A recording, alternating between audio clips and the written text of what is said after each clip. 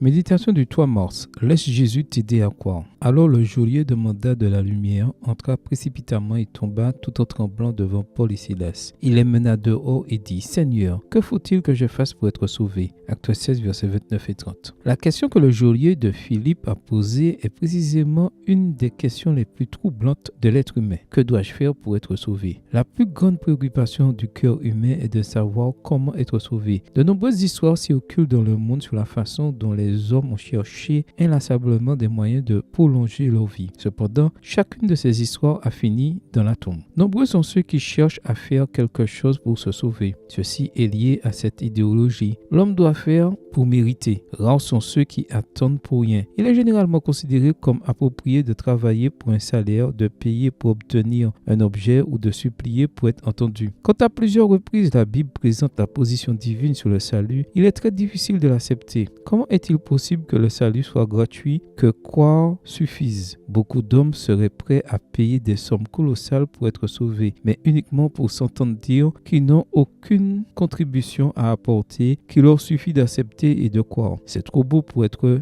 vrai. Une offre aussi généreuse doit forcément cacher quelque chose. Puis-je au moins faire une sorte de sacrifice personnel, un pèlerinage, un don spécial pour la construction d'un temple, un certain nombre d'heures de bénévolat dans un pays lointain, une obéissance parfaite aux exigences de ma dénomination peut-être? La Bible dit simplement: crois au Seigneur Jésus et tu seras sauvé, toi et toute ta maison. Acte 16, verset 31. Il n'est pas nécessaire d'ajouter quoi que ce soit, mais cela n'a bien sûr pas non plus rien coûté. Cela a même coûté très cher et personne dans le monde entier n'aura jamais de quoi en payer le prix. En comparaison, la fortune de l'homme le plus riche de la terre est bien misérable, mais Jésus a payé une fois pour toutes. Sur la croix du Calvaire, il a offert sa propre vie pour que les êtres humains puissent être sauvés pour l'éternité simplement en croyant. Laisse Jésus t'aider à croire. Lorsque tu seras prêt à l'accepter comme le sauveur de ta vie, tu comprendras que tout est possible pour celui qui croit, mais que tout est folie pour celui qui ne croit pas. Et toi, crois-tu que Jésus est mort pour toi? Tout est par sa grâce. Amen. Bonne journée à vous et que le Seigneur vous bénisse.